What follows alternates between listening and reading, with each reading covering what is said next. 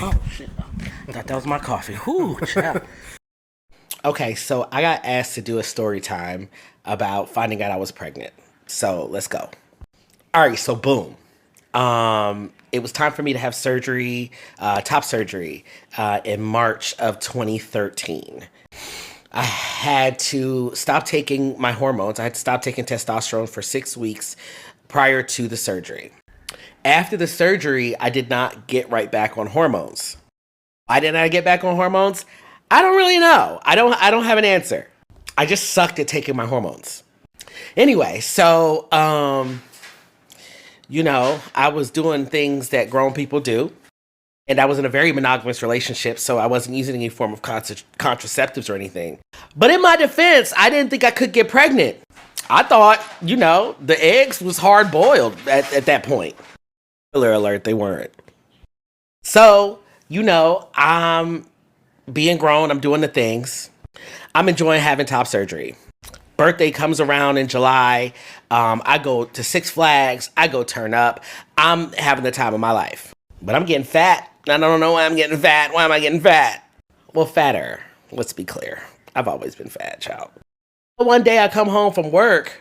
Now, we're all the way in September now, just if you're keeping tabs. I come home from work and my back is killing me. And I gotta pee all the time. And nobody can figure out what's wrong. So I go to lay down and get a massage from my then husband, my ex-husband. Yeah. I lay down and it feels like it's a pillow under my stomach. So I get up and I'm smoothing the sheets out because I'm trying to figure out what's going on. Well, I took a pregnancy test. And we know what it said. I took like 5 more pregnancy tests because I just didn't believe it. And I was 5.5 months pregnant. I found out at 5.5 months pregnant. Do the math of how much time I had left before it was actually time for me to give birth. And so, yeah, that's the story. That's the story. Good times were had by all. I love my oldest daughter, Azalea. And yeah, I'll do a part 2 for my second pregnancy at some point. What's up, everybody? Welcome to another episode of NomTalmBaht podcast. We here with Kayden Coleman today. You know what I'm saying? You might have seen me on his podcast last time when we chopped it up about different stuff. So be sure to check it out. It's called We Don't Owe You Shit. And yeah, so tell the people who you are. What's going on, y'all? My name is Kayden Coleman. Like he said, I am just a 30-something year old. I'm 36. I'm a gay, black, trans guy, seahorse dad. I have 2 daughters that I gave birth to. I'm an educator, advocate, consultant, keynote speaker, author, etc., content creator, etc. Currently residing in Houston, Texas. Okay, where did you grow up and originally from? So I was born in Washington, D.C., and I grew up in Fort Lauderdale, Florida. I don't claim Florida, but I did grow up in Fort Lauderdale, Florida. And once I left Florida, I never went back. Got you. So what made you move to Houston? To be honest, I was living in New York. We were living in Brooklyn, New York, and it was the middle of the pandemic, and I had just given birth to my youngest. And to be honest, here's what happened. It's a little story. Middle of pandemic, I'm getting ready to go to the bodega, the corner store, whatever y'all call it. Definitely not bodega in Houston. Yeah, they call it bodega in New York, and they call it the Poppy store in Philly. So whatever you call it, that's where I went. But I was going to the corner store, and I walk out, and there is a man who's butt-ass naked. Dick just out on the steps of my apartment. And I was like... Was it big? I don't know. What? Gay! I wasn't like, It wasn't one of those moments. It wasn't like sexy. He was just naked and clearly mentally ill. Like he was mentally ill. Okay. Turns out it was one of the residents in the apartment building, her son. But all I kept thinking about was how on top of each other we are in New York. And what a lot of people don't remember is that Journey was preemie. She was born a month early. She was only 4 pounds when she was born. So all I kept thinking was, no. And so Journey's other dad, he brought up Houston. He was like, we should move to Houston. I had always thought about moving here because eons ago, way back when, way before transition and everything, I had some friends that lived here. And I was just so interested in moving here, but I just never took the leap. And so we decided that we were going to come out here and visit. We came out here for a week, and our goal was to see if we liked it and also find an apartment.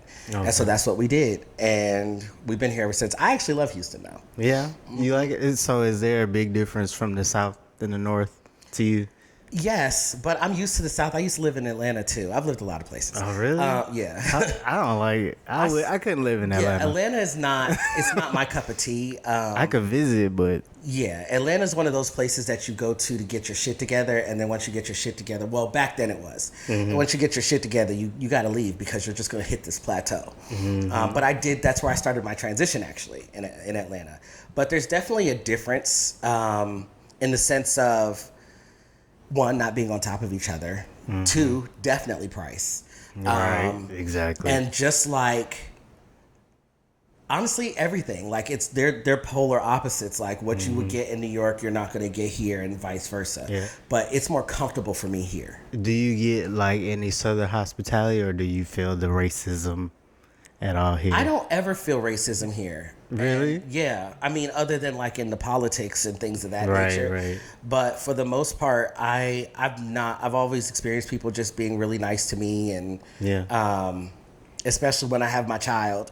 But I've never had anybody be blatantly rude to me here. That's what's up. So, you know I cuss a bitch out. I be waiting for it to happen. You ever play scenarios in your head? Hell like, yeah. I wish this bitch would. You just be expecting a bitch. But it never happens. I be like, damn.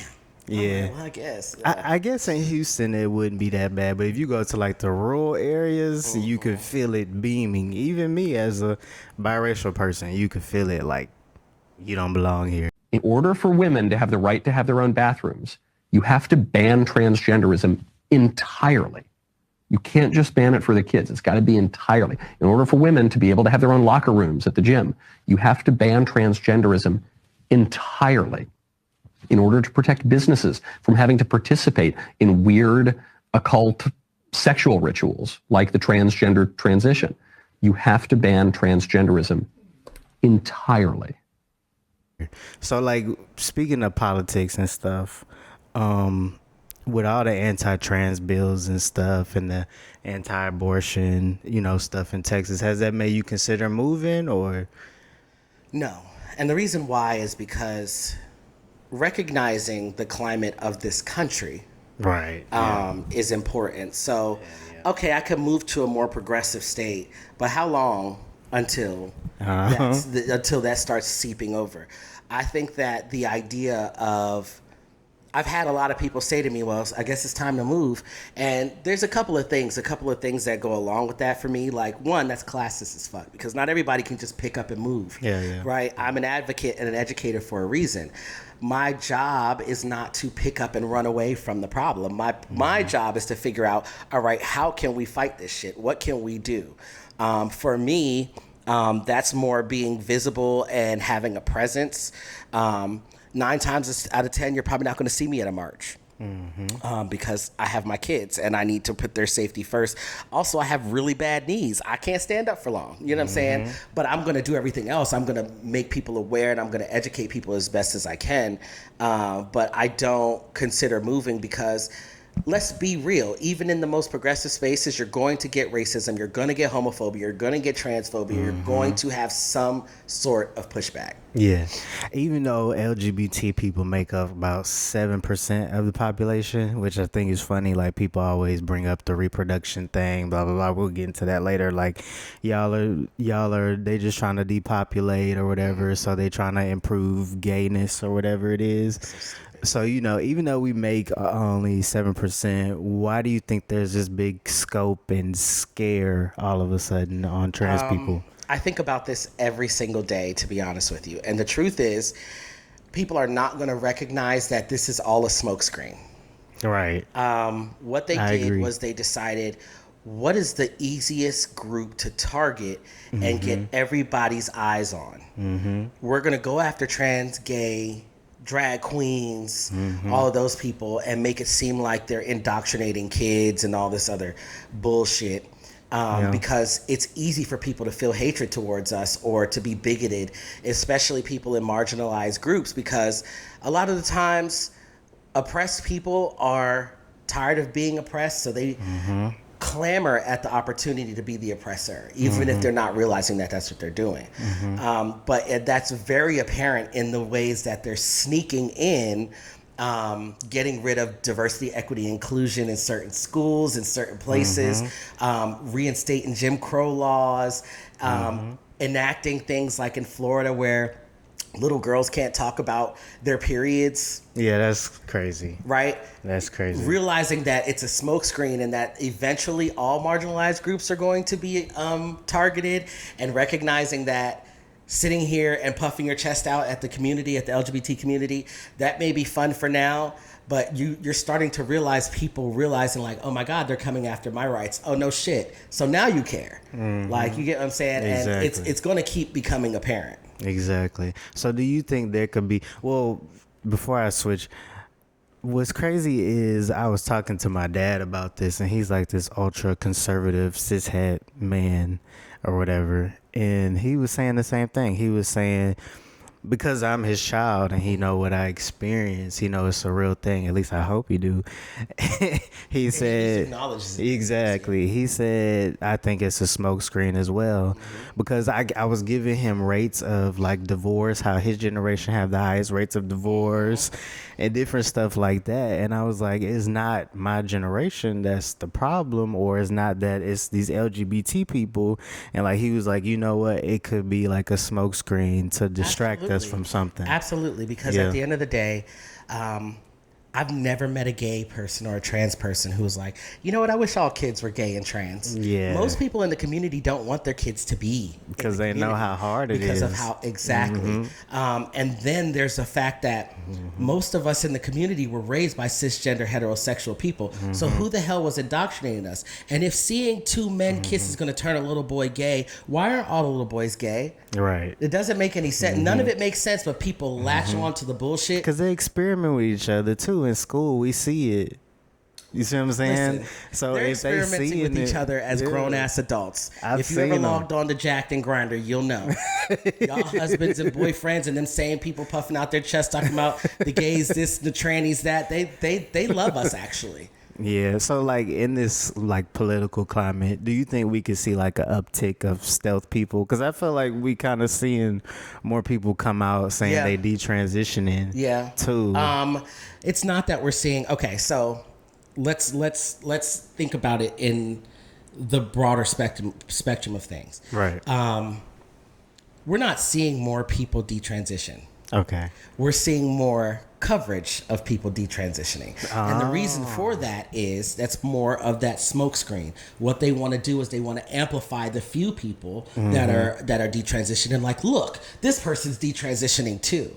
And then what they do is they'll I honestly, truly, in my heart of heart, believe that a lot of these people were never truly transitioning to begin with because of how they come out the gate. Like, yeah, detransitioning ruined my life and da da da da da. But girl, who forced you? Because I've never, the hoops and hurdles you have to even go through to begin your transition. You knew what you were getting yourself into. Nobody forced you to. Nobody coerced you to.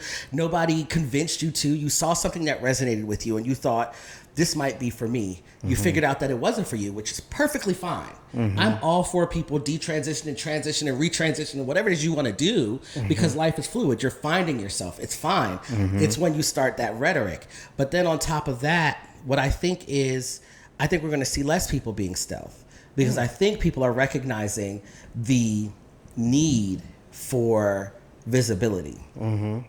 The need to come out and say, wait a minute, this shit that they're talking about is not making no sense. Right. And here's how I know, because I live it. Now, being stealth like at work and things of that nature, most likely, because if I don't have any protections there, I got to do what I got to do, because we all got to eat. Yeah, you know what I mean? Yeah. So like as far as your visibility, have you ever considered being stealth at one point?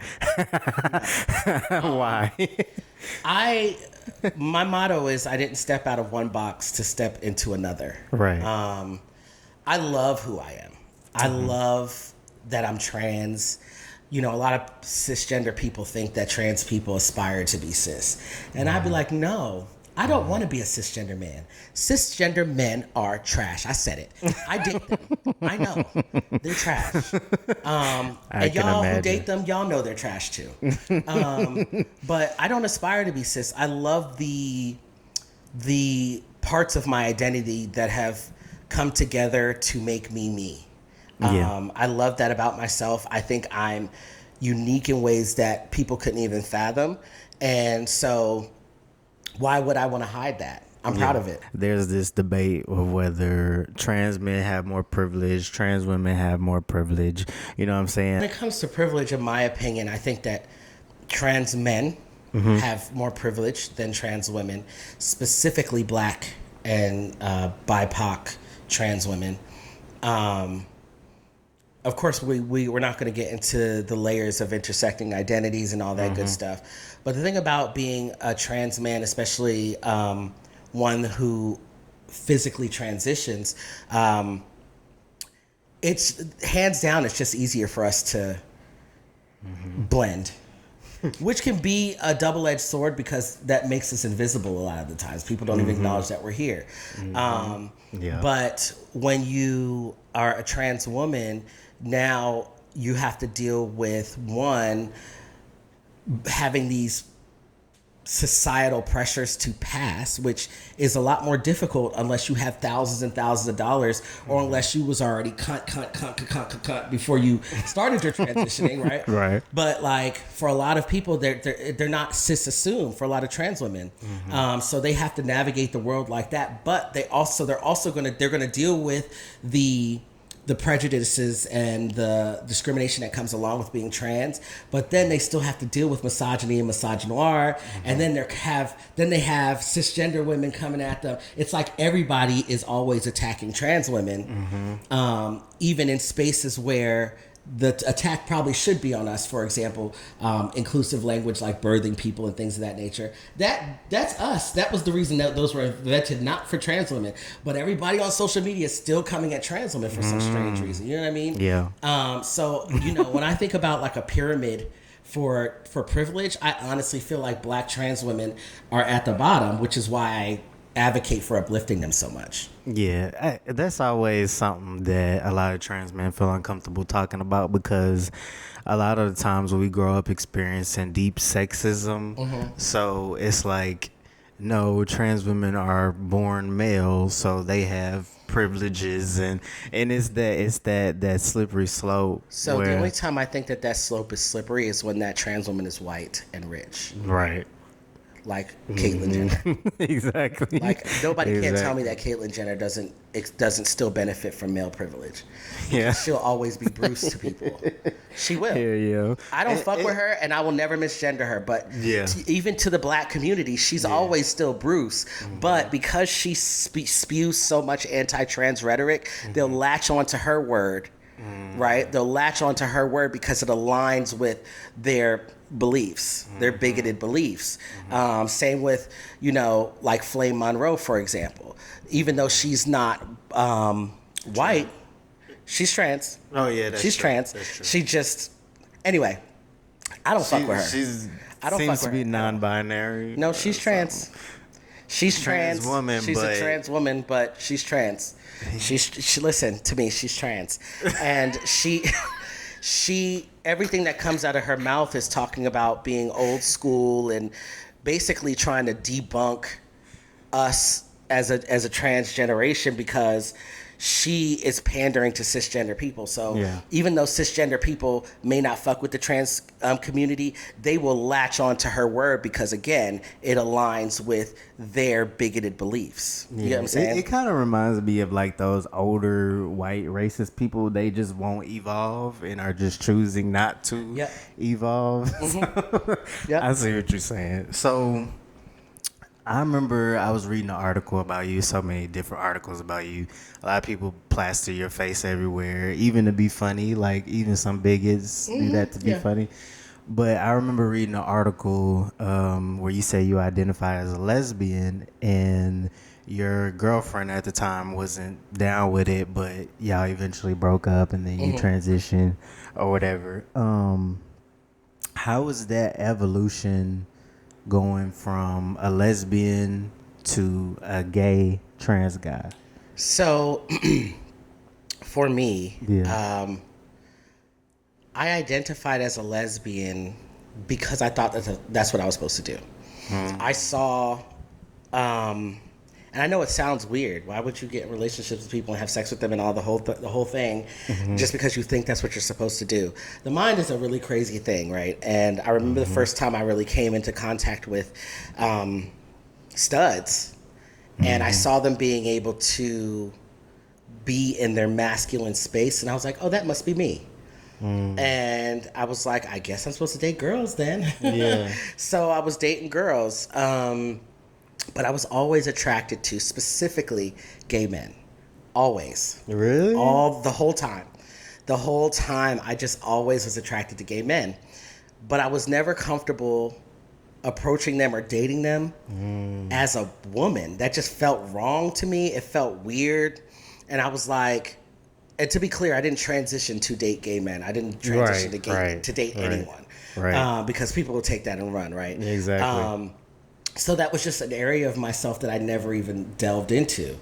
And then when I started transitioning, and I started being comfortable with who I, like feeling comfortable in my own body, that's when I was like, you know what? I really want to explore my sexuality. I had a whole girlfriend when I first started transitioning. And I remember going to her and being like, hey, feeling this weird thing, and I kind of want to explore it. And she was so gung-ho about us being together. She was like, go ahead and, if you want to have sex with men, go ahead, just as long as you come home to me. And I was like, no, that's not what I mean. That's not where I'm going with this. It was a whole thing. But yeah, there was a lot of pushback. There was I got a lot of hate. People wanted to fight me, especially trans men wanted to fight me. I don't get that. The gay trans men were not a thing 10 years ago. Black gay trans men were not a thing. At least they weren't 13. Out. Yeah, right. They were all DL and all that stuff. They were still getting fucked, but they just were, doing it behind having a girlfriend. Yeah. You know what I mean? Yeah. It was one trans girl that told me that a lot of trans men that she deal with or have dealt with remind her of quote unquote trade. She said trade. They remind me of trade. And they behave like it, like it's triggering for her because a lot of ways that we are, are that of cisgender men. And I was like, well, I mean, we are men. That's why I be trying to get to people. And men are trash. All of us. Let's be real. Exactly. But how is like dating been as a gay trans man, like dating cisgender men? Like, what are the worst experiences? So when I first came out and started dating men, it was really difficult to navigate when to disclose that I was trans because, again, I was like one of the only black gay trans men out there. So, men would approach me all the time and we'd start conversing, and then I'd be like, hey, so how do you feel about me being trans? And they would gag and disappear, and, oh, so you don't, wait, so you're turning into a woman? No, baby, the other way around. So do you have a dick? in the closet. And so there was a lot of letdowns and things of that nature. And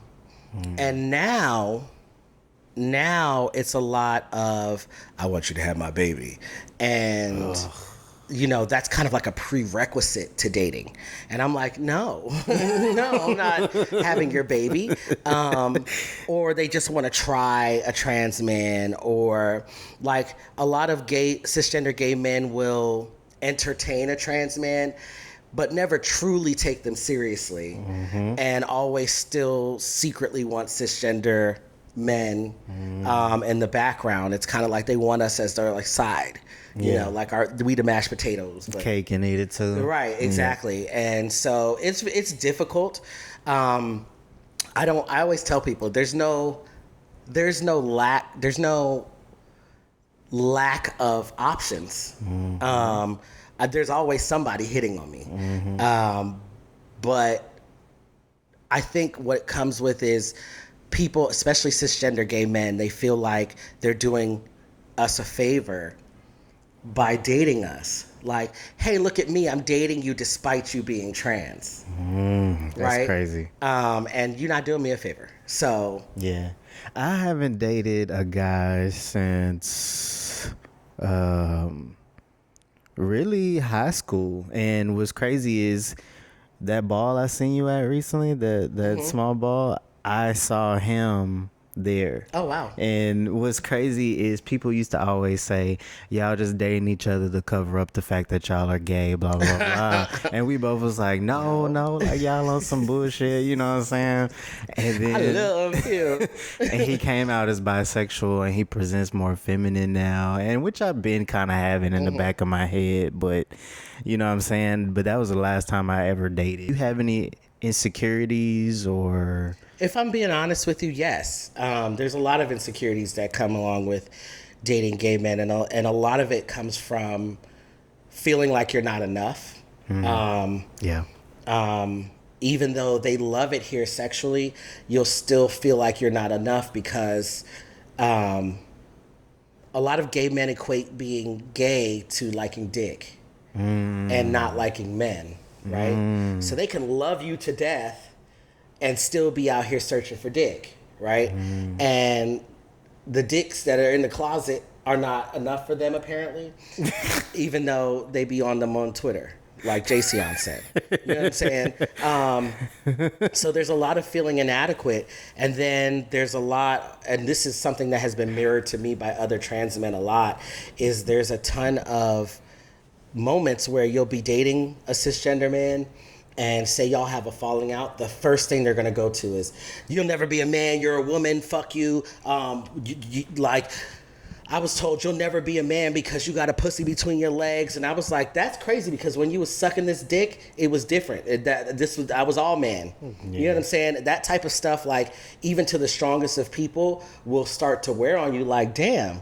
So there is some insecurity, and you know, a lot of people will have a hard time admitting that, but I'm firm in believing that confidence doesn't mean the lack of insecurities. Right. So I'm still confident in myself, but there are some insecurities that come with dating cisgender men. Just period. Yeah. I'm sure. My bad. I'm sure it's similar to dating cisgender women for some people.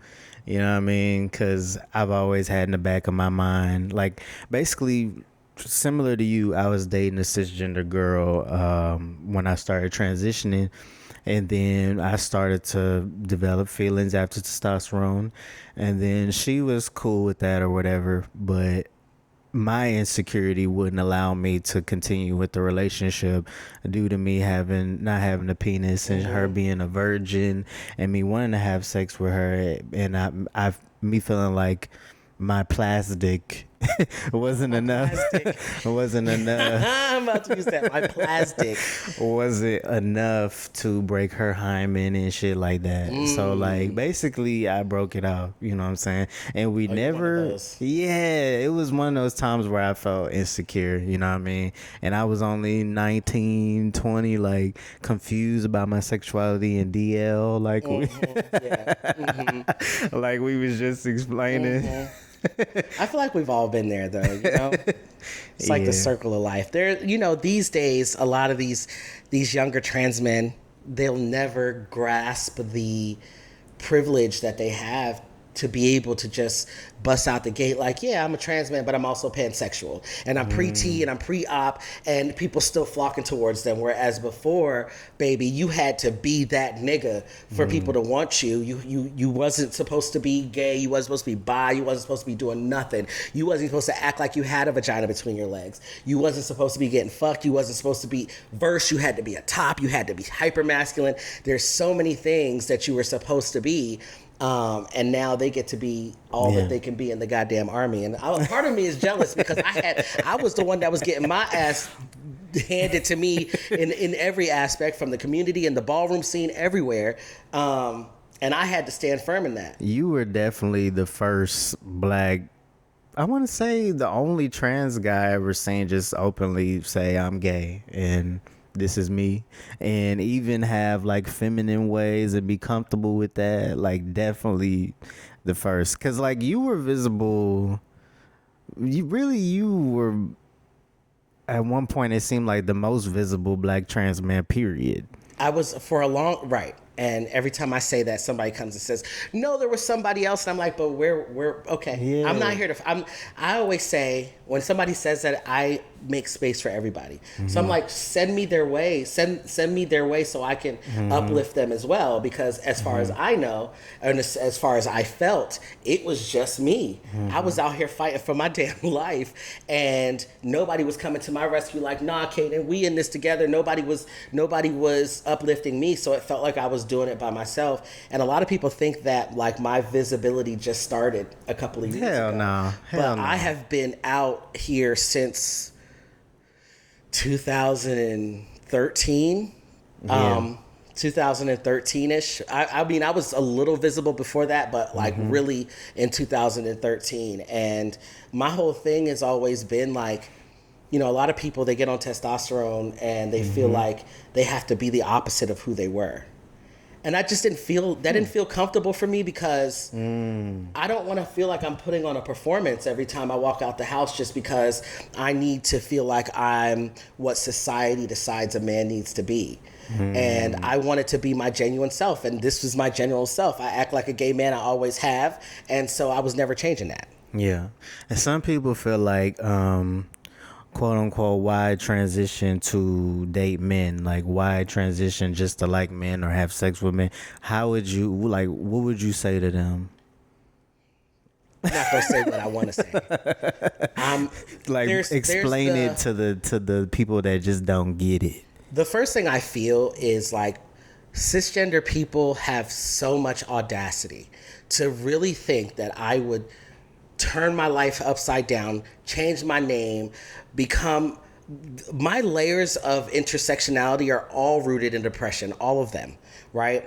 Why I would do all of that just to date, just for the simple thought of dating men. First of all, I don't know anybody who's transitioning to date.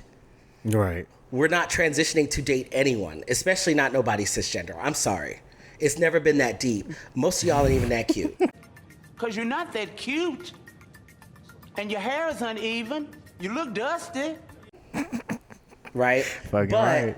On top of that, just learn the difference between gender identity and sexuality. I don't understand how you can acknowledge the fact that there are men who exist that date other men. Right? Meaning that being a man in of itself does not mean that you're automatically attracted to women. Right?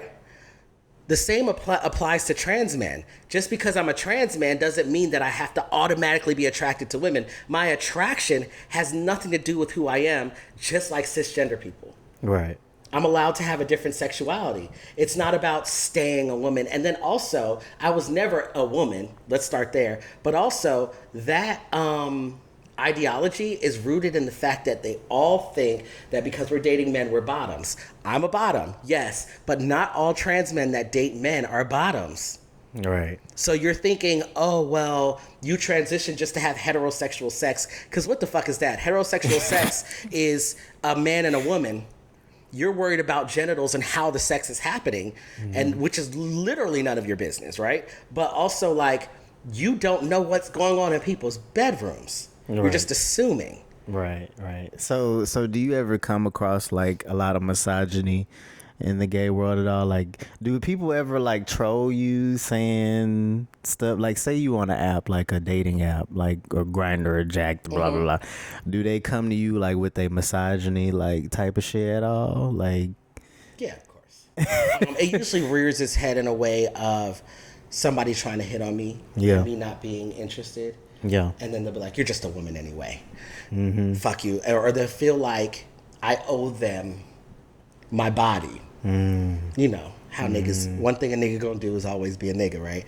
They be like, you can blatantly say, hey, I'm not here for sex. And they'll pop into your inbox, let me eat that pussy. What? You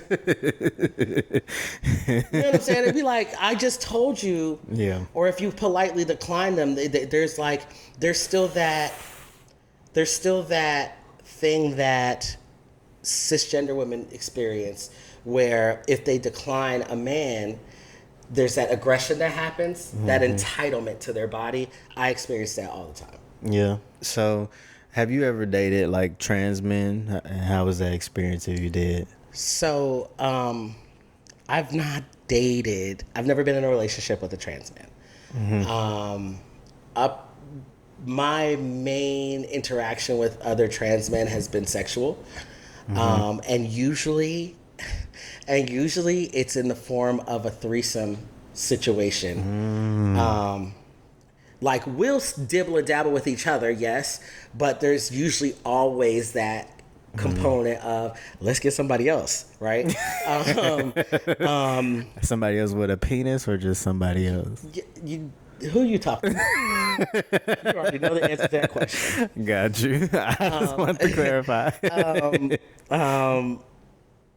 I would do another trans man though, like a threesome with all trans men. That would Have be I done interesting. that? 1, 2. I gotta think. But anyway, I feel like whenever I see trans men on trans men porn, it's always white guys. That's. It's like, damn, can we But get more fun? There's a lot of black trans men who dibble and dabble. Trust me on that. I believe it. You know that. I believe it. But like I told you the other day, I had to realize that was rooted in internalized transphobia. Right. And me having that ingrained ideology that trans men are not fully men, even though I know different. Right. It was like an implicit bias, right? So I had to unlearn that. And now I'm definitely more open to dating trans men, but that doesn't mean I'm open to dating all trans men. I just need to throw that out there because some of y'all be tripping. I feel you. So I get approached by trans men, but sometimes I never know if it's on some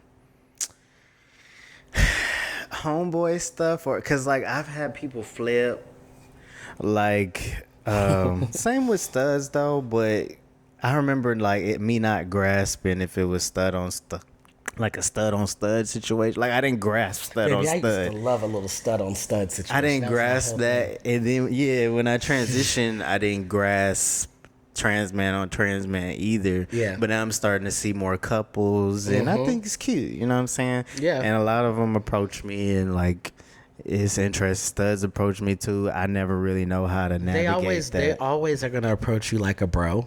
Okay. What's up, bro? Yeah. And you'd be like, I've gotten to the space where I know, like, I'm not new to this, I'm true to this, right? So I always can tell. Yeah. It's for me, it's an energy thing. I don't even know. Like, they don't really, I not that I've ever spoken to them before. Yeah. I can just always tell when somebody wants to either hit on me, fuck, whatever. I can just always tell from the initial message.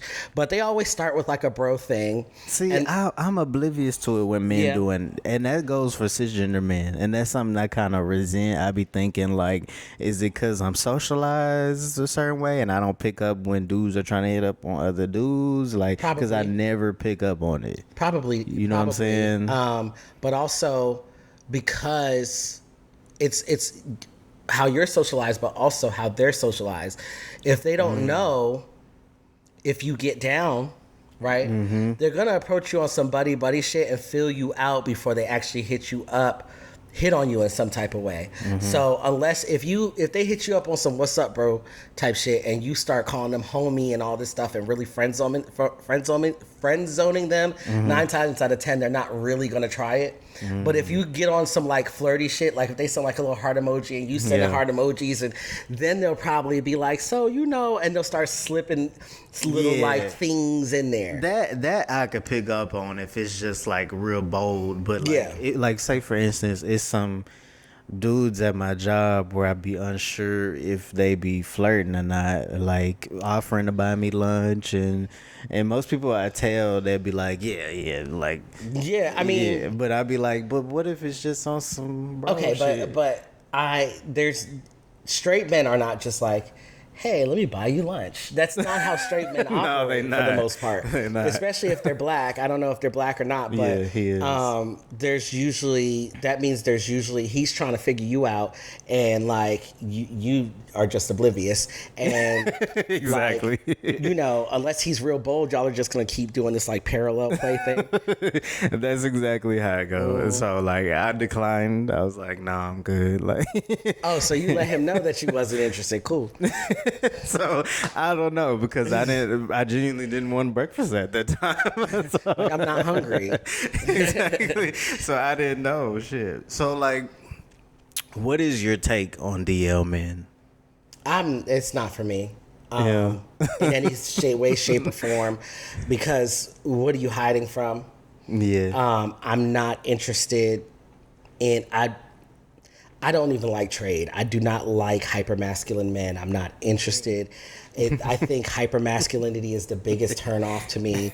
I don't want to have to be sneaking and creeping and doing all that weird shit just for some lackluster dick, because let's be real, that's what it is, or some lackluster ass, if that's what they're looking for. But like, I'm just not interested. Like I hear DL and I automatically think about a man who doesn't take his hygiene seriously, and I don't know why, but I personally I love a butch queen. I love a man who's comfortable in his masculinity and his femininity, or even leaning more feminine than anything else. So that, like, to me, that exudes confidence, and it just oozes sexy to me. And DL men just don't give that to me. Yeah, I don't even know my type when men. People always ask me, I'd be like, I don't know. Like, I feel like I ain't experienced enough to really know. I don't know. What do you need to experience to know what you're attracted to? I don't know. I don't know.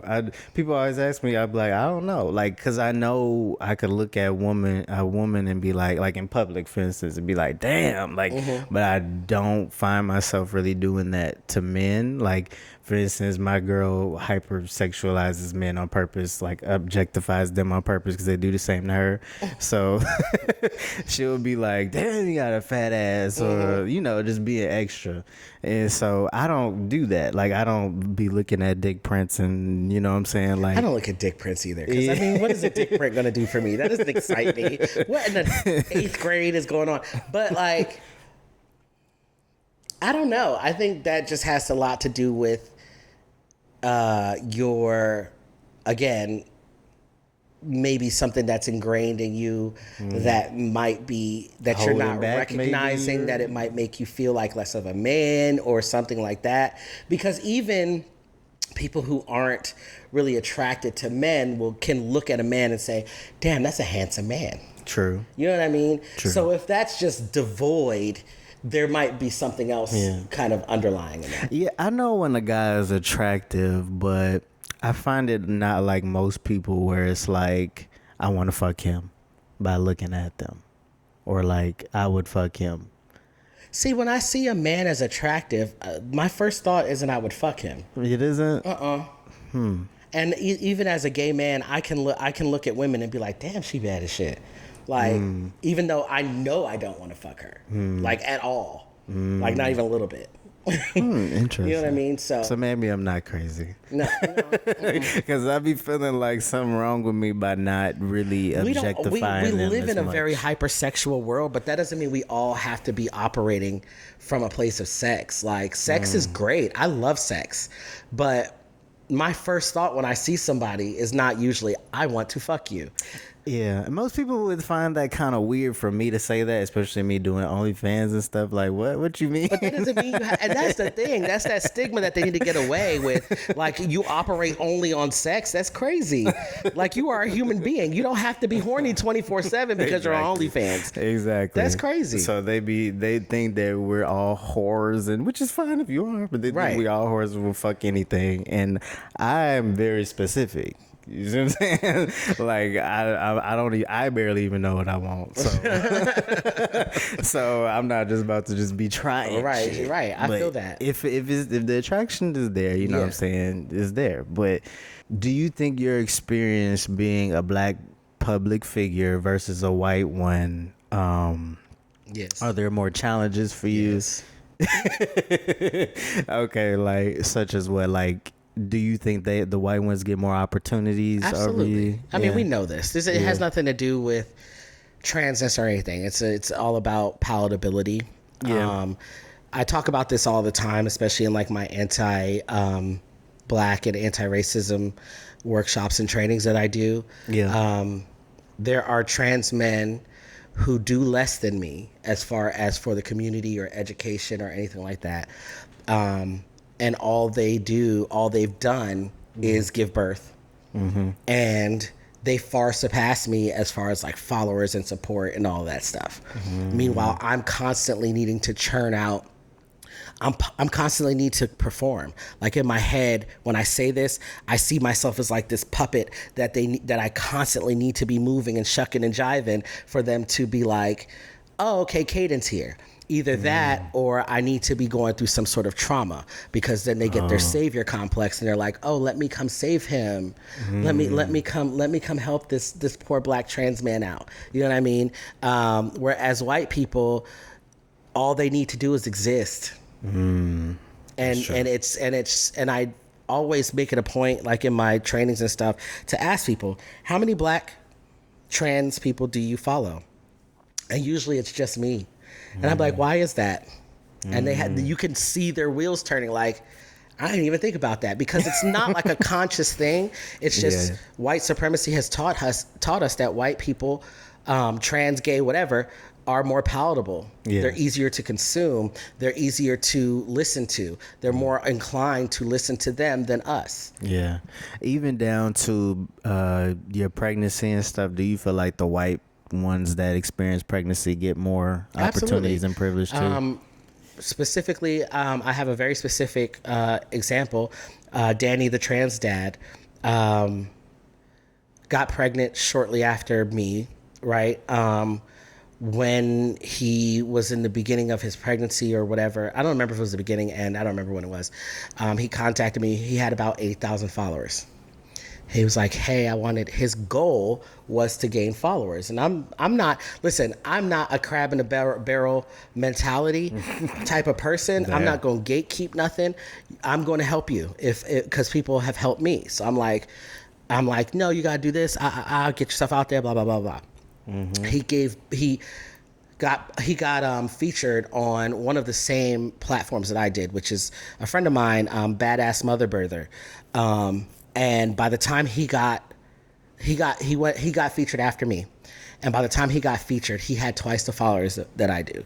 Now on Instagram, I think he's at 100,000 followers. On TikTok, he's at over 1 million. And he doesn't do anything. And he's white. And people are reaching out to him to do diversity, equity, inclusion training.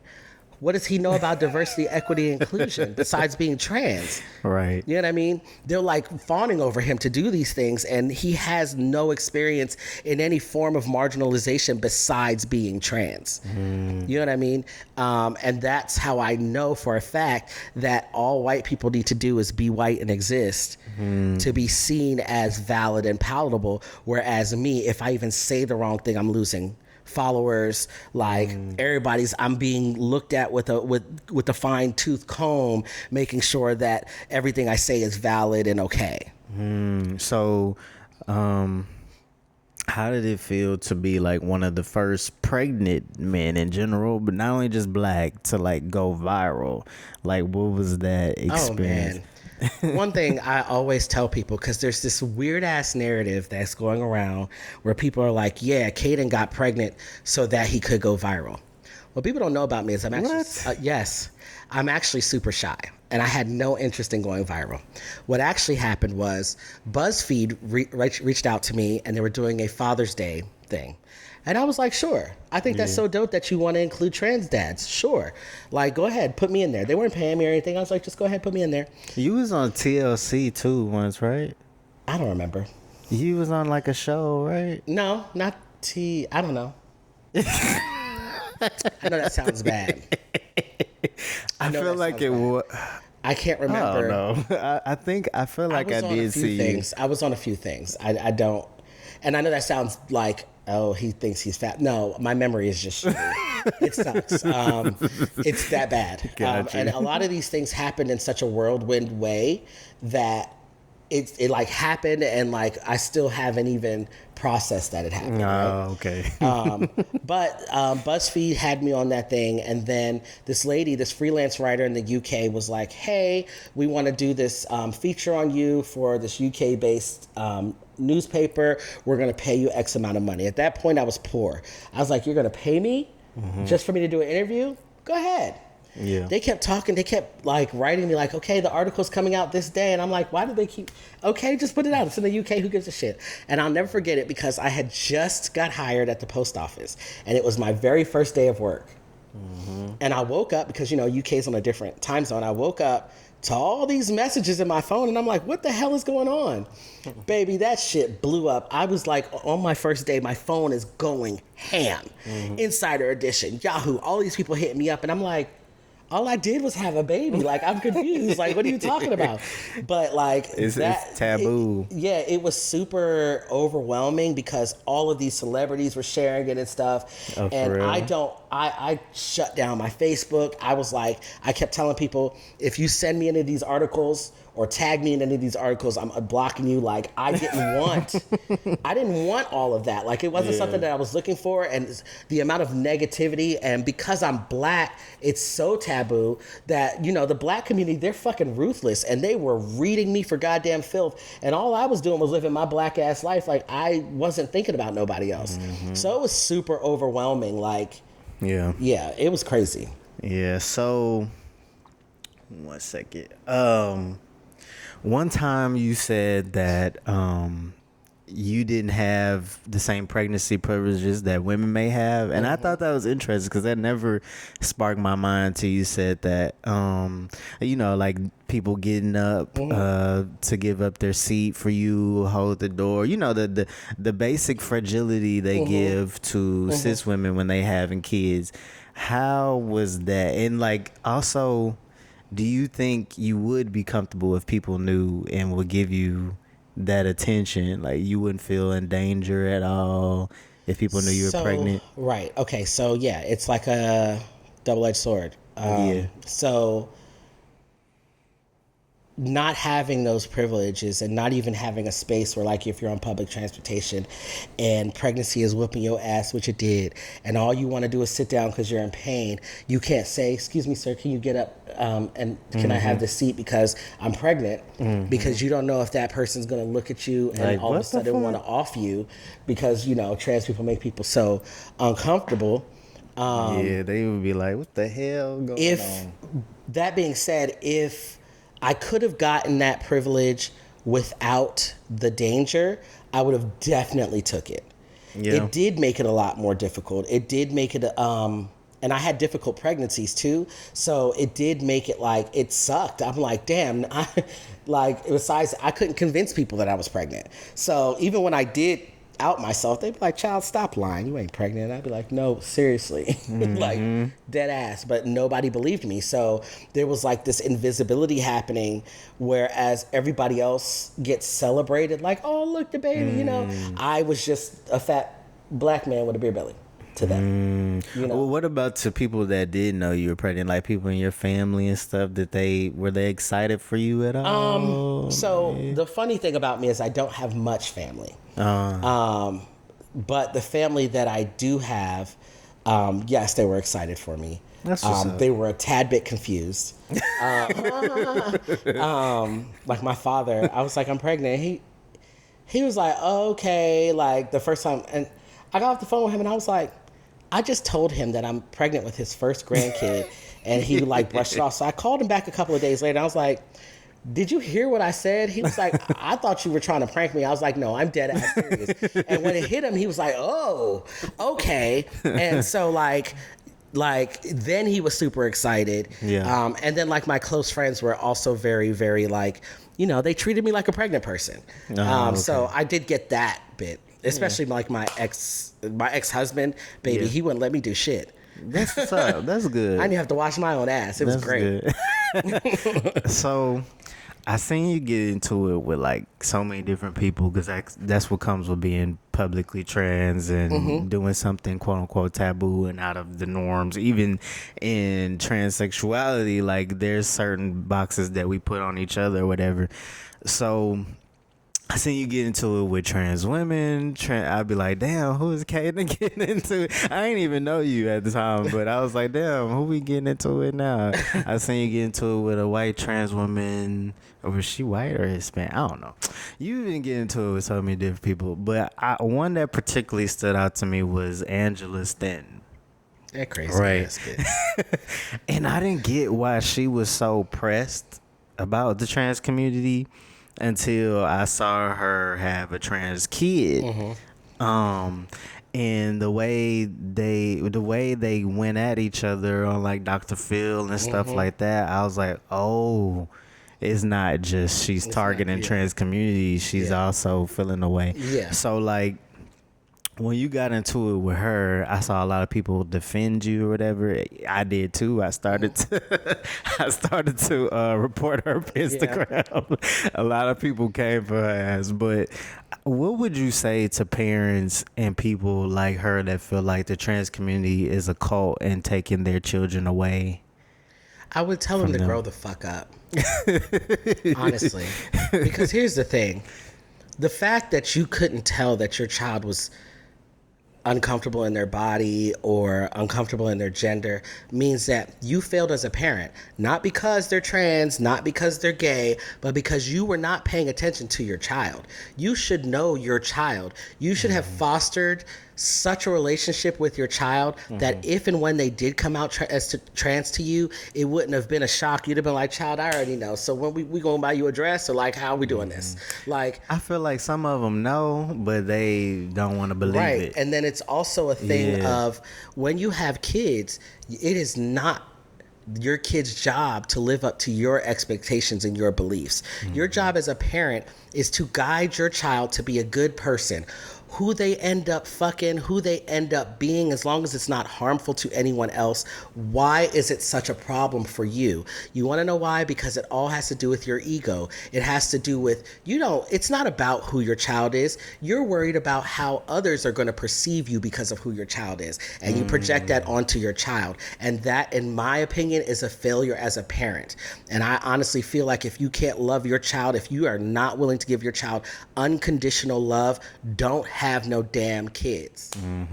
And what's crazy is she kind of portrays herself as like that angry black woman character, like always angry about something. Like, and she talk about how she think being trans is a mental illness, and then people say it like that, like, and try to bash people and be like, it's a mental illness.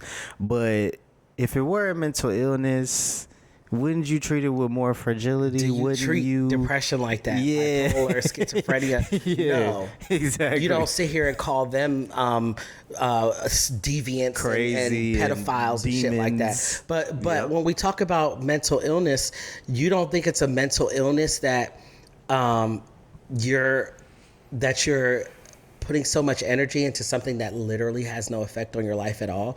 You don't think that you need help being that you're a felon, that needed to be pardoned by Donald Trump because you committed grand larceny or whatever the hell it is. You don't think it's crazy that you're trying to run for politics, but you don't have an asset to speak of, which is why I couldn't sue you. You don't think that you have bigger fish to fry. I think that you have bigger things to worry about, like maybe mending your relationship with your daughter and stop being so miserable with yourself that you're projecting your hatred and trying to find relevance under the guise of being this hateful black woman, because what you don't recognize is all you're doing is making all other black women look, you're perpetuating that same stereotype that people put on black women, which is angry and black and hateful. Like, you could approach things in such a more civil way. Like, what made you feel like you could take my pictures and shit? Of all the people that have experienced pregnancy since my first pregnancy, you could have chosen a white person, but you didn't. You went for the one black person that you could find, and you decided to attack me. And bitch, I was just a couple of days out of a C-section with a premature child, staples still in my stomach. Ooh. And you sitting here attacking me and sending your minions on me to try to win an election that you lost. And that you really had no shot at because you are unhinged. Not even just that, you're a black woman, like in a conservative space. Like, unless you like Condoleezza Rice. But also you gotta understand that she was one of the people that were like a Trump supporter. They don't like you, no matter how much you pander to them, no matter how much you throw trans people under the bus, no matter how you say racism doesn't exist. They are racist, and they will never like you. Right, exactly. And what's sad about it is, I'm kind of watching her daughter evolve before our eyes, like, being in Ballroom. She's growing into a beautiful young lady. So it's like you missing out on your child's life. And then I even paid attention to when her daughter, she goes by JB's, and they both were kind of just like, shit, I'm gonna just get this easy check, go on Dr. Phil. And and then her mama got off of it and was like, it's a leftist, Dr. Phil is a leftist platform. And meanwhile JB's was like, shit, I got that easy money real quick. I knew she was gonna act how she act. That ain't nothing new. And I'm like, damn, this is sad. And it's for really the public to see you go through this, you really embarrassing yourself at the end of the day. And showing exactly who you are. And I always tell people, the way you feel about me is yours to feel. It's when you feel like you need to get on a public platform and spew hatred and malice towards someone who is doing nothing to you but existing. That speaks more about you than anything else on this planet. And that's why when people act like her, I just let them. Truth be told, though, like, a lot of them, they trying to get those elections and get those books sold, and that's you know what I'm saying. Some of them might not even really feel that deeply about it, but really because there's an audience for everything nowadays, is money in it. So that's why a lot of them are how they are. But and not recognizing that you're putting people's lives in danger by doing so. But rock out. I hope that little bit of coin is worth it. So, like, in the midst of all that negativity and backlash, because I'm sure you get so much, we could talk about it for days and days. So in the midst of that, getting support from the likes of Laverne Cox and Ari Lennox, stuff like that, did that make you want to keep going, and did that give you that extra push at all? What I will say is I just wasn't expecting it. Yeah. I think a lot of people have this idea of me that they think that I think a certain way about myself. But anybody who actually knows me knows I just think I'm a regular ass person. Right. Like, I don't walk around every day like Laverne Cox hit me up. She actually follows me, girl. Ari Lennox sent me voice notes. Like, I don't do that. Like, I just don't. Right. I'm not the type of person that throws that shit out there regularly. Right. I'm not the person that wakes up every morning patting myself on the back. I'm that person that wakes up every morning thinking about how much harder I need to work and what I need to do to make changes in this space, in this space, in this space. Those moments for me just were kind of like, okay, I'm not doing all of this in vain. People are seeing me. Right. You know what I mean? Those are the moments that keep me going, but it's not because it's not just Laverne Cox. It's not just Ari Lennox. It's not just, whatever other public figures are following me or have given me accolades. It's the everyday person that messages me like, hey, my child is transitioning and your page helped me, really understand how to approach that. Thank you so much. Like, my child watches you every day. They love you so much. That's the type of shit that keeps me pushing, because it lets me know that the work that I'm actually doing for the community is working. You know what I mean? So it's less about who, like what their stature is, and more about the why. Right. So you do work outside of just social media. Absolutely. Just you do workshops and all that different stuff, and I think that's what makes the difference between being like an activist versus just an influencer. Right. A lot see what of I'm people saying? think that I get told all the time to get a real job. Ooh. And all the time, despite the fact that Damn. I've taught at Yale, Harvard, Duke University, University of North Carolina, Temple University.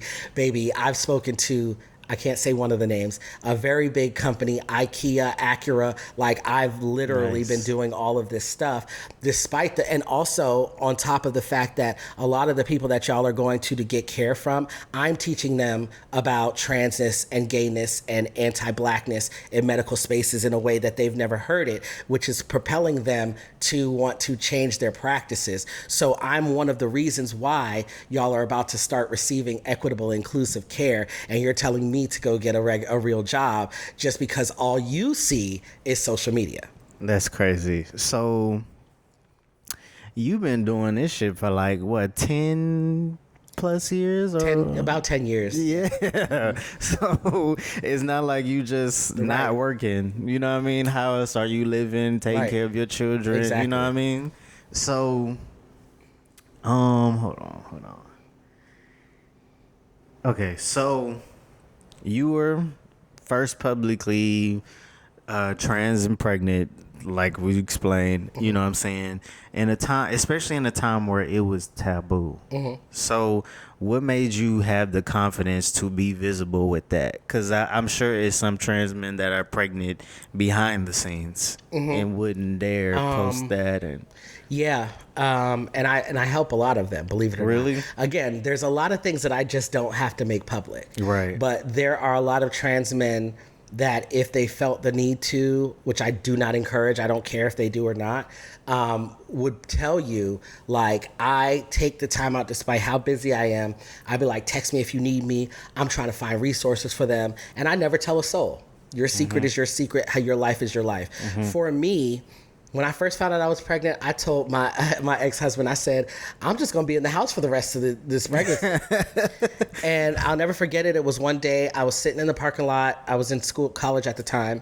And I was just sitting in the parking lot waiting for my next class to start. And I called him and I said, I lied. I'm not about to sit here and hide this. I was like, because somebody is going to benefit from me being open. And so I was like, I recorded a video. It's still on my YouTube, sitting right in my car. And then I did like my whole announcement and everything like that. I never did it with wanting to be famous or for attention or anything like that. My whole thing was, somebody else out there is going to go through this. Right. And it's okay. Right. Like, all we had at the time was Thomas Beatty. Who was Cool Peoples? Don't get me wrong. Oh yeah. Thomas Beatty is the one that was on Oprah. I remember seeing him real young. Yeah, and I actually was going to be on a show with him, so I've had interaction with him, and he's a really dope guy, very very open and friendly, but he's also not black. Right. You know what I mean? And so I was like, even back then I was thinking about representation, and it was scary because I remembered what I got for just being gay, and I got a bunch of backlash from, especially within the trans community. Before the whole viral thing happened, I was already getting people that were so mad at me in the community because why would you put this out there that makes people not see me as a man? And I'm like, how me do it? How? You sound crazy. It's those underlying, like underlining respectability politics and shit like that. Even classism when it comes to surgery. And I was talking about that, like, some people be like, you ain't get this surgery, like, man up. Like, I've seen some guy do that, like, man up, get your bottom surgery, like, you acting like a bitch Man right now. up. I can't. Ooh. Yeah, like, you don't want bottom surgery, like, that type of No, I feel. don't want bottom surgery. Yeah. And I'm still a man. Exactly. And you have bottom surgery and you're still a man. And it's even some trans women that be like, we not the same, like, Right, to other trans to women. other trans women. It's like this goal to be the most trans. It's like, girl, the closest you are to cisgender, right, the more valid right, your the more valid transness you are. are. Yeah. We all know that cis people are not the fucking goal here. Like, I think when people steer away from that, you know, us as a trans community will be so much better. But that's why, you know, even as somebody who's an advocate, I don't have a lot of trans friends. It's not because I don't want them. It's because it's this weird competition happening all the time. That's true. I have That's a real true. life and kids I got to worry about. I am not in competition with you. I've been transitioning now for 14 years. I am not in competition with you. I have been through the gamut, baby. I am not in competition with you. If I befriend you, it's because I see you as a friend and that's it. The minute I start seeing dick measuring contests happening, I'm out. The minute I start seeing that you trying to fuck my man just because you want to one-up me, I'm out, and I'm also going to beat your ass. Like, that's where I be at with it. Right. So I just distance myself. I can love my community without being fully immersed in it because I see what happens in it, especially in the Black community.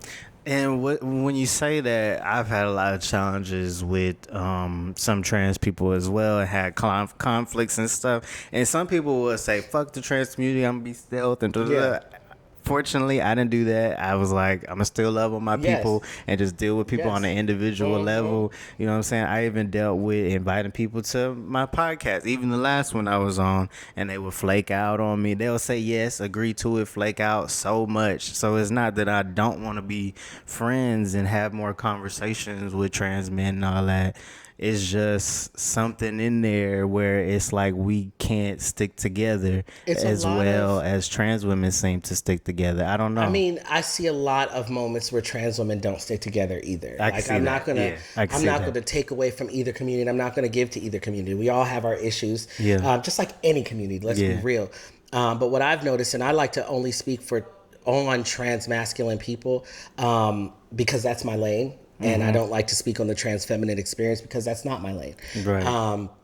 But what I've noticed is there's a lot of, and they don't even realize it, that cis people and other communities are pitting us against each other by saying, I ain't never seen a transition look good as yours. Yeah, they do that. You know they do that. Ooh, you look so good. I wish all these other trans men would look like that. And then so we start looking at ourselves in the mirror, and so every time we see somebody, we like, damn, he got muscle. I got to take my ass to the gym. Oh, he got a beard. I need to grow a beard. Oh, shit. You know, like, my voice isn't deep enough. Let me talk like this. I got to mask it up in order to be valid. And so there's all this pitting against each other. So there's like this jealousy.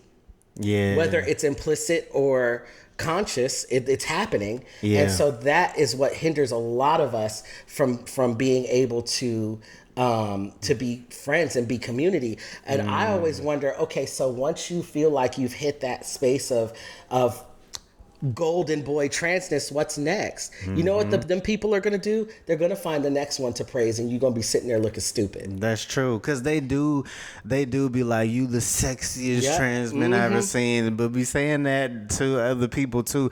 But it annoys me because I also be like, you tripping because it's a lot of other trans men out here that look good. I literally say that. It's why would you even say that? I'll be like, nah, it's definitely some that look good. I don't even respond to stuff like that. I can't stand it. It's kind of like a backhanded compliment. Like, we all can't be looking good. Right.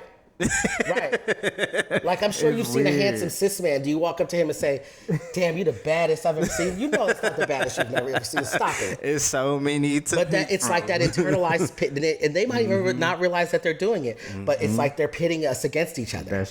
That's true. So on one hand, people say that we don't reproduce, and that's why we're an issue. Child. And then when we do reproduce, they say the child is going to grow up confused and we're being harmful to our children by having kids. Like, even when it comes to adopting, like stuff like that, you know what I'm saying? What would you say to that? I would say, girl, shut the fuck up. Because let's be real. When you look at news articles and you see parents who were neglecting and outright abusing their children, feeding them bleach and starving them to death, or murdering them and putting them in freezers and all of that stuff. Are you seeing trans and gay people doing those things? Damn. No, it's usually cisgender heterosexual couples. You might see like every once in a while a same-sex couple, but let's not act like bad people within different communities can't exist and that not make the entire community that. But as soon as a trans or black or gay person does something, they're like, see, look at the gays. But y'all are completely ignoring the fact that the majority of child abuse cases, child neglect cases, come from cisgender heterosexual people. And as a person within the community, that is true of me with my parents. So why do we automatically think that people in the community are somehow bad people? I'll tell you why. Because y'all hear LGBT and y'all think sex. Y'all hear LGBT and you hear pedophile for some strange ass reason, which I don't. Yep. Pedophilia and LGBT are not synonymous. They're not the same thing. A pedophile is a pedophile. They're an individual that needs to seek help. A person in the community is somebody who is attracted to same sex or trans or whatever the case may be. So because of those things, because y'all see us as sexual deviants, you assume that we're going to have kids and somehow molest them or try to make them make them gay or make them trans or make them something else. And where's the proof? There's none. There's literally none. Just and the other side of that proof is, look how many gay people came from heterosexual parents. Exactly. Because if that were the truth, all of us would be heterosexual, right? If our parents had some bearing on our sexuality, we have, like, for example, I came from a family that it was either my sexuality or them, right? We have parents that are trying to beat the gay out of their kids. We're having parents that are sending kids to conversion camps and damn near killing them. And at the end of all that, they're still gay. So if our parents had that much of a bearing on our sexuality to whereas me just being trans and gay will make my kids trans and gay, why is the reverse not the same for heterosexual people? Exactly. How was it being told that you didn't belong in medical settings for pregnant women and also being offered an abortion multiple times? It was super frustrating. It was traumatizing. Yeah, I'm pretty sure that's an understatement. That is honestly what propelled me to start doing what I do. And when I really started taking doing these workshops and everything seriously, my focus was medical professionals and reproductive justice. And the reason for that is because I thought to myself, I have thick skin because, again, been doing this for 10 years. You got to. There's nothing that anybody can say to me, misgendering me, calling me girl and all that stuff. Girl, okay, and that doesn't bother me. Like, none of that bothers me. But I thought to myself, if this affects me, even in the slightest, imagine somebody who isn't as thick-skinned as me, who has no experience in this or is, a vulnerable person or whatever the case may be. That could be enough for them to unalive themselves. You know what I'm saying? And I don't want to see that. We shouldn't have to experience trauma in the hands of the people who we entrust our lives with. But it was daunting, and it made my pregnancies a lot more difficult than they should have been. And pregnancy for anyone, whether it's planned, not planned, for trans person, cis woman, anybody, should be a beautiful thing. You know what I mean? Or at least an experience that doesn't make you want to walk into traffic. You know what I mean? And for medical professionals to be contributing to that harm is absolutely nuts. Yeah. So I think some trans men, such as myself in the past, have had this misconception that testosterone prevents you from getting pregnant. It's not a misconception because Well, it is a misconception. Yeah. But it's not like it's something that you just made up in your head. This is what medical professionals are telling us. They're still doing it to this day. I still have people messaging me. My doctor told me I should freeze my eggs before I start tea. I really want to start tea. What should I do? I don't have the tens of thousands of dollars to freeze my eggs. And I just sometimes I have to look at people and I'd be like, I tell y'all all the time, I've been on testosterone for 14 years and I have a 2-year-old. Why are you believing these people still? You know what I mean? Yeah. True. I think that we need, and that's another reason why I do the trainings that I do, because a lot of medical professionals we entrust our care to don't know what the fuck they're talking about. They're just passing off things as facts. We all have testosterone in our bodies already. So adding more is not going to render us infertile. I think the generation from mine and before might be like the guinea pigs, and they might be fixing everything, all the kinks out now. Then the next generation will probably hopefully benefit. But that's coming. That's going to come from visibility and us advocating for ourselves, because if we don't, they're going to keep doing the same things. True. And that goes with going to make sure you go to the doctor and shit. Most trans people I know go to the doctor to get their levels checked, might get a few tests here and there as far as like sexual tests, and then call it a day. Because I know that was pretty much how I did. Like every 3 months, go see one doctor. A lot of us do that. Get levels checked. A lot of us do that because who feels like that all the time? Who feels like having to be like, it's sir, it's he, him. Plug me up with everything, and test me for everything every time. Who feels like doing all that? But the irony of this conversation is I came across a TikTok last night of a guy highlighting his friend, wish I could think of his name off the top of my head, who passed away 2 years ago of sepsis because he didn't want to go to the doctor because he was a black trans man. Damn. And he left behind his daughter. Damn. Take y'all asses to the doctor. Yeah. Please go to the doctor. Yeah. So postpartum depression can last up to 2 years. I was telling my sister this because she was my nephew just made 2. And I was like, because her and her husband was having a lot of issues. I'm like, could it be that, you might be part of the problem? Because I know postpartum can last up to 2 years. Yeah. And then she was like, you know what? It might. I mean, and I was like, okay. So how have you experienced that, if you experienced that? And how did you navigate it? With my first pregnancy, I had postpartum depression, PTSD, and anxiety. And I was all the way suicidal. I wasn't almost suicidal. I was all the way suicidal. It was the scariest moment of my life. And I say moment, but it was 2 years. And postpartum care we're first going to talk about black cis women, is already non-existent. We know that maternal care for black cis women, black cis women have the highest mortality rate in maternal spaces. Add the layer of being trans, and that care is basically non-existent. And so, when I tried to seek care for postpartum depression, what they wanted to do was put me on an antidepressant. And the only antidepressant that they offered me was going to take away, and I quote, my ability to orgasm. Damn. And I was like, so you really want me to be the happiest part of a little bit of dopamine that I might get. Right. The best part. I was like, absolutely not. So I had to navigate that shit by myself by seeking out community. And that's when I first came across doulas and things of that nature. And honestly, doulas saved my life. And helped me understand what I was going through.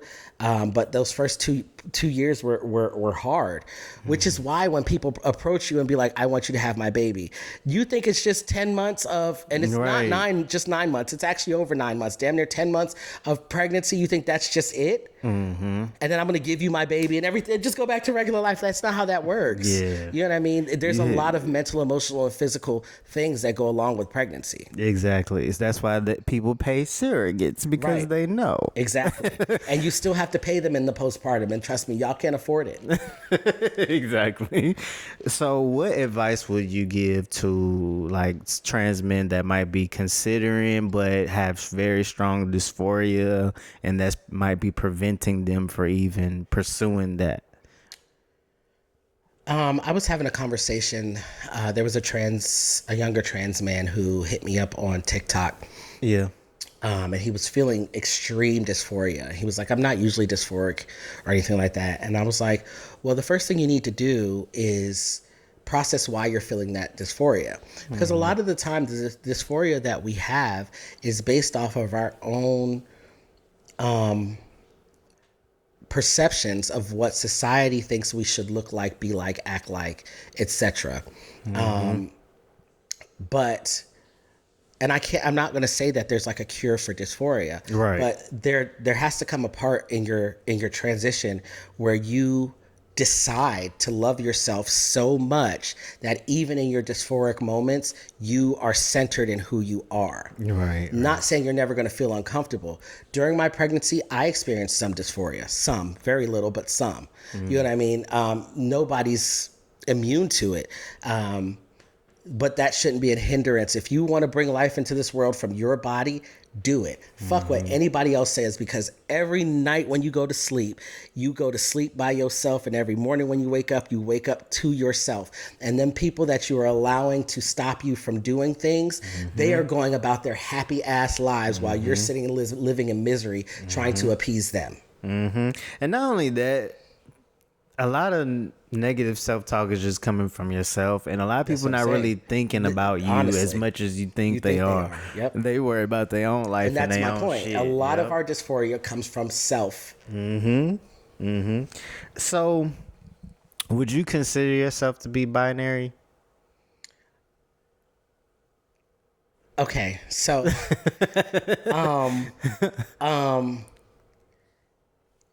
yes, I would consider myself to be binary. However, as I'm growing and evolving, I'm finding myself coming so much more comfortable with maybe loosening that binary restriction I've been giving myself. Even down to, like we were talking about the other day, how I refer to my body parts. Down to when people try to misgender me and I internalize that, like realizing that being called a woman isn't necessarily the worst thing in the world, because especially being that I'm black, you're calling me a black woman, and I think black women are absolutely the fuck amazing. Black women are goddesses. They're fucking superior beings, so thank you. But also, like, you know, my gender expression and who I am has always been centered in societal cliches, if you will. And I realized that a long time ago, I kind of stopped. I've never followed the rules per se. So, am I ever going to be like non-binary? No.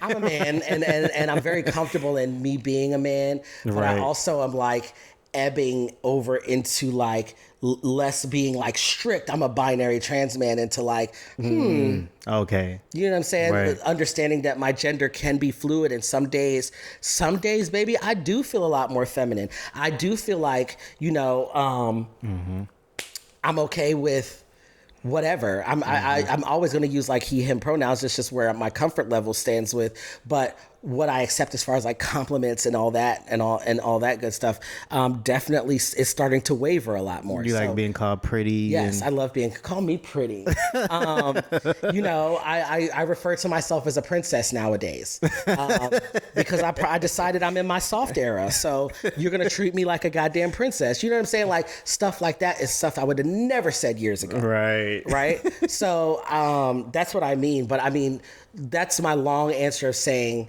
yes, I'm binary, but like not.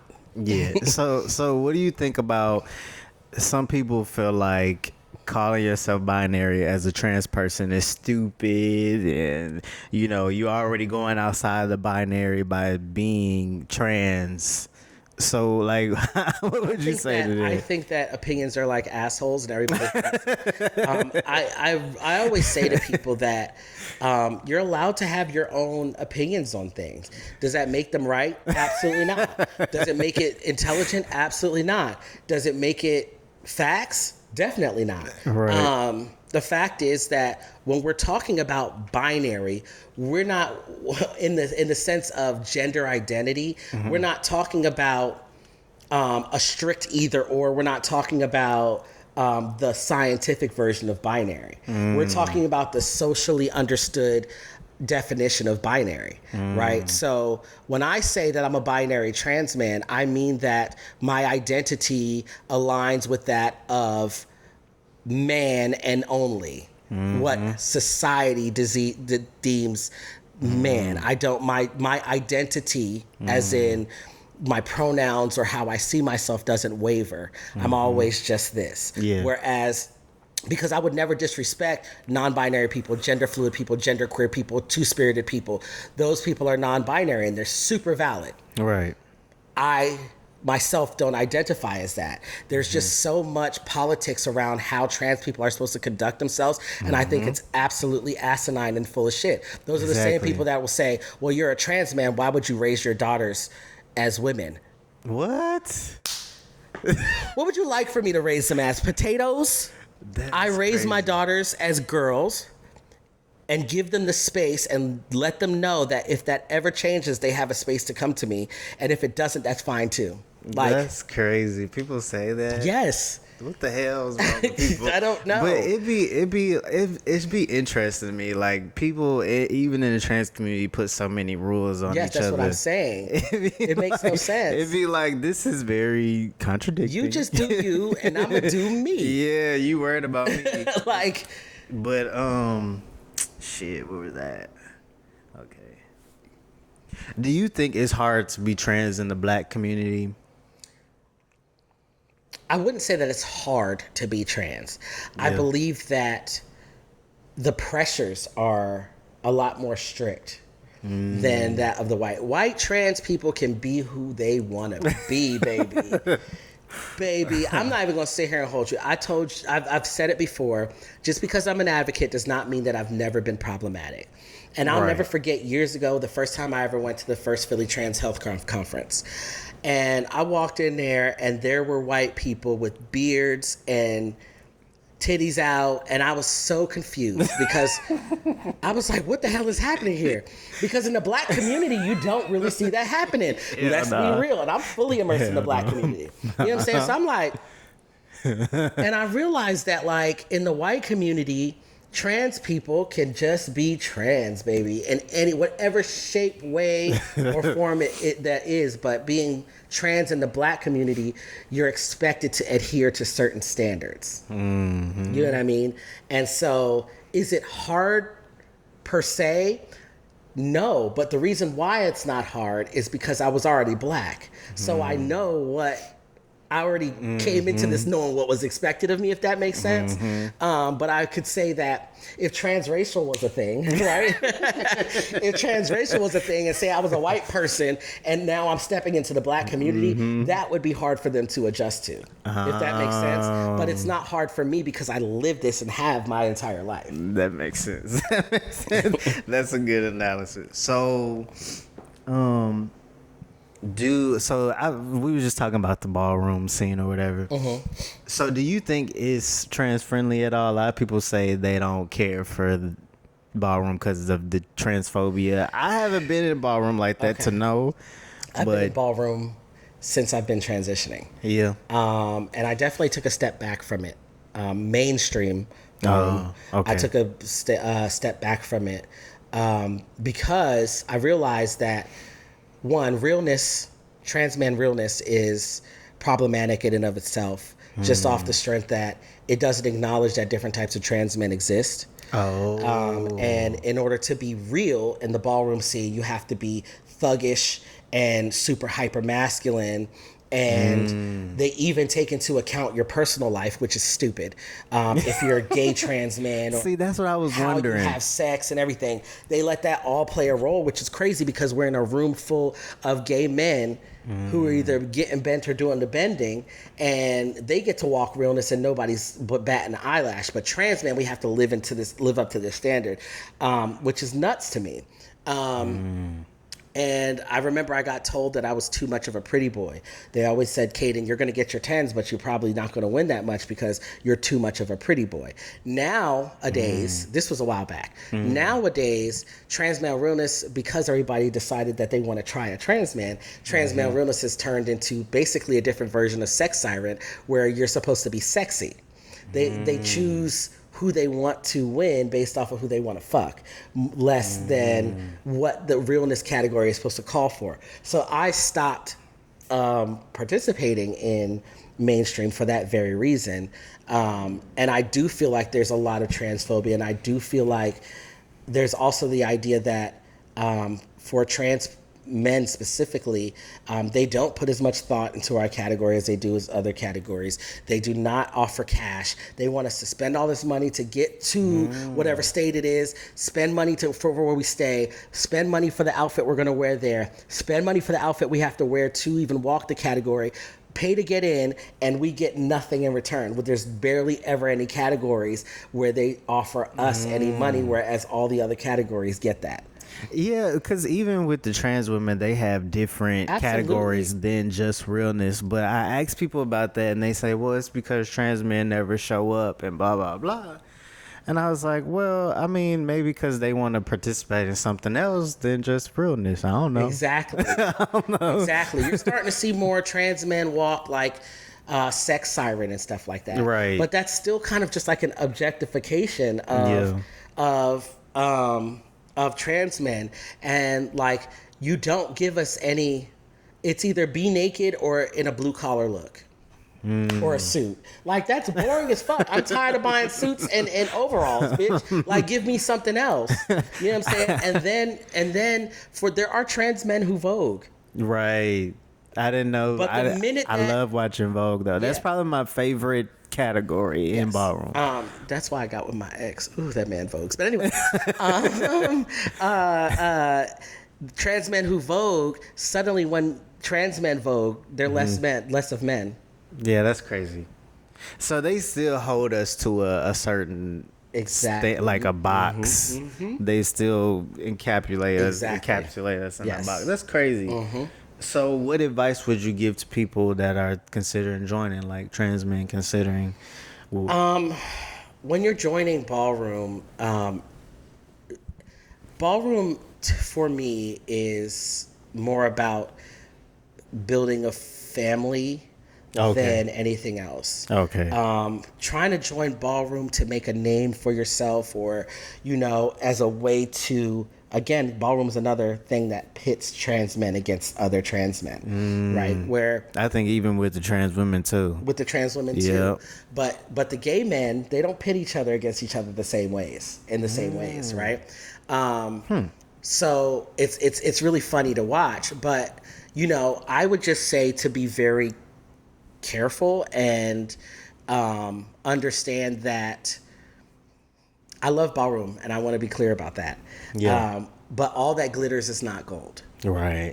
So, if you're joining Ballroom, join it. You're going to meet some amazing ass people, and you're going to make some dope ass connections and networking, and there's a lot of talent in Ballroom, but I want you to protect your peace while you're there. Right. Don't fall into because there's definitely a negative side of Ballroom, and don't fall into that.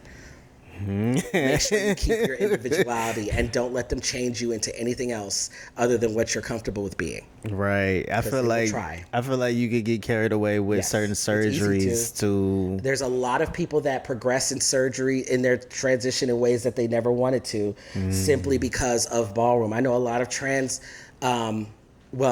former trans women who transitioned because of Ballroom, and then realized that they weren't trans women, but Ballroom kind of coaxed them into it. Oh shit. It's definitely happened, and it's not like a overt like you gotta transition. Yeah, it's like, oh, you would be pretty. Ate that up, but if you were ever to transition, and then it's like, if people keep planting that ear, I mean that narrative in your ear, you might be like, maybe that's what I'm supposed to do, I said earlier, the mind is a kind of like a crazy thing, and if you're not the type of person who's grounded in who you are, it's easy to get carried away. Okay. So where do you think the trans movement is headed I know that's probably a hard question, broad question. I think that there are many directions in which it's moving. My only hope is that it's forward moving. I'm noticing a lot of people opening up their minds within the trans community, opening up their minds a lot more than, 10 years ago, 5 years ago. I think that for trans masculine people, it's headed in a space of visibility. My only worry is that with social media and being a social media influencer becoming like this big thing, everybody wants to make money off of social media and stuff. There's a lot of trans people that are getting on these platforms and spreading information, which could result in some taking a few steps back. So What you mean? Like steps back? Like hurting us? Or? Yeah, in a negative way. Because there are a lot of people getting on platforms and saying, a lot of people hide behind, use their biases as facts, and then preface it with, as a trans man, this is true, right? Even if it's not true, but people have no choice but to believe you if they've never seen any other trans men, or if your rhetoric aligns with theirs, or whatever the case may be. And there's just a lot of negative ways that can go. Just because you're trans, there's a lot of people, and I think a lot of people don't recognize this. There's a lot of people that transition that don't really know much about being trans. And I know that sounds crazy, right? But there's a lot of people that refer to themselves as a transgender, for example. Or have very weird ideas of what testosterone does, or have just and they'll pass that information on as though it's facts. Right. And then so there's people like me that are coming behind, wait, this ain't it, that's not this is not that. But it's once damage is done, it's harder to clean up. You can tell some of them not in community with other trans people. It's kind of like that person that you were talking about getting bottom surgery. Right. So if I'm somebody who knows nothing about the trans community and I see that, now in my brain, the way for somebody to be valid as a trans person is only if they get bottom surgery. So now I feel like it's okay for me to ask, well, have you gotten the surgery yet? Because now I'm trying to decide whether or not you're valid. You get what I'm saying? Stuff like that. People don't recognize it right off rip, but all of those things matter. Exactly. Okay, so I think that it's a lot of people that are more visible than ever before. And I think it's beautiful because at one point it was like what you were saying, the focus is only on trans women, and then now you have some trans men, that come out and be like, well, I'm a trans man and this is actually false. And you know what I mean? Now we're seeing more trans of that. women and uplifting our community. And then trans women bring up trans men in the midst of these conversations. You know what I'm saying? Yep. So it's pretty dope. I agree. So tell me about Papa Seahorse and transgender time. Okay, I'm sorry. How did they come about? So Papa Seahorse came from, it was actually an accident. I took a picture on the beach after a long stint in the hospital. Yeah. And I captioned it, Papa Seahorse at the beach. I didn't put any thought into it. Yeah. Because we always refer to each other as Seahorse Dad. And I accidentally coined that term. And I was like, okay, let me go ahead and run with that. I'm actually in the process of rebranding because someone who is white decided to start using that term. And instead of fighting him about it, because I'm not giving it the energy, I'm gonna let him have it, and I'm just gonna rebrand, and my rebrand is Transgender Time. Transgender Time came about, I did a couple of collabs with the lovely Blair Amani. If you're not following her, follow her. She does the series Smarter in Seconds.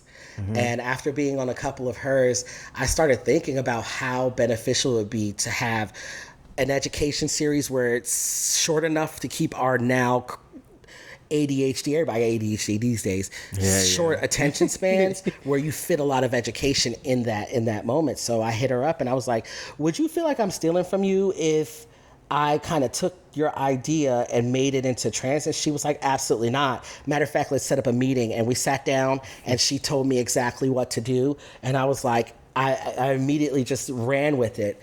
And it aligns with my educational side of things. Okay. So, Transgender Time is now my little baby. I think I've done like 21 episodes so far. Yeah. And if you look at the hashtag, on like TikTok and I don't really hashtag on Instagram, but on TikTok, it's gotten about 1 million views, well over 1 million views on it, and that's just from what I've posted. So there's a lot of education happening, and I'm very proud of it. Okay, so any other future projects coming up? Just focus on a ton of projects. Yeah. You seem like you be busy, scattering around. I'm all over the place. And my issue is that as soon as I get a new idea, I'm like, let's add that to the list. Like I don't already have 1,000 things coming up. That's good. I'm currently working on a survey that I conducted, analyzing a survey that's going to help us really start to recognize how power and privilege work when it comes to the different identities, cisgender, queer sexualities, but also white and black people. So the difference between, what white people experience and what black people experience in the trans community and the queer communities. That's going to be a long going thing because it's a whole, I didn't expect. I think it was like 700 people that responded to the survey. So it's a lot of data that I have to go through. I also have a couple of projects coming up. I started a body positivity campaign to uplift fat bodies, just trying to unlearn fat phobia as a whole. And I have a Black trans masculine group specifically just for Black trans masculine people that is starting to come up. Something you rarely see. Yeah. And I started it, but then life got in the way, so I'm actually about to revamp that. I also have a group for partner abuse survivors. Yeah. Because we do not talk about partner abuse enough in the trans community, especially among trans. I've never even heard of that. Yeah. Yeah. So, talking about the fact that a lot of us trans men, and I'm just going to be candid, are out here getting our asses beat by our partners, and we can't say nothing because we're supposed to be men, and so we can't complain about it, or they're completely emotionally and mentally abusing us by constantly telling us that we're not real men and putting us down, and just dealing with like narcissistic abuse and things like that in relationships. It's not talked about enough, and it's such a nuanced thing that a lot of people feel uncomfortable or unsafe being open about it. So I decided to make a group about it. That's dope. And any other projects that I have going on, if you follow me on Instagram or TikTok, you will see it there. Okay. So, that should be it. So tell the people where to find you. So all of my TikTok and my Instagram are where I'm usually at, which is Kayden X Official. And YouTube, I think, is the same thing, but if you just type in Kayden Coleman on YouTube, I'll pop up. Yeah, pretty much you can Google. Yeah, I was going to say that. If you type in Kayden Coleman or Kayden X Coleman on Google, everything that you want is going to be right there. Literally, because that's all I had to do. Yeah. All I did was Google you, and then I saw these different articles. I didn't even know I had like a Wikipedia. I gagged. And then the Wikipedia was accurate as fuck. And I was like, these people didn't even ask me. How did they get all this information? I gagged. Shout out to whoever made that Wikipedia thing. Shout out to you. So thank you for coming with me, Kayden. I appreciate you for not flaking on me. Honestly, I will guarantee you that I'm going to be late, but I'm going to be there. Like, you don't understand how hard it is to get a Black trans masculine voice. From experience. From doing transgender time. Trust me, I mirror it. I reach out to people all the time. And the craziest thing about transgender time is if you participate in it, All you literally have to do is say yes. I write the script for you, send it to you. I tell you exactly how to record it. You did it. You did Yes, it. You did exactly. it. You know exactly how it works. And people act like it's too much work and they just flake. And I'm like, okay, well, shit. Either you want to fucking scratch your brother's back, or you want to just be on your own and do your own shit. I guess that's what it boiled down to. Also, when you're not scratching nobody else's back, don't complain when your back is itchy. That's all I'm gonna say. And ain't nobody scratching yours. All right. So from a green-eyed man to a green-eyed man, give them the green-eyed man stare. Oh. I feel like I couldn't even have a straight face. I was like, all right, man. Thank you for coming. I just had to throw that out there. NomTalmBaht, hold up.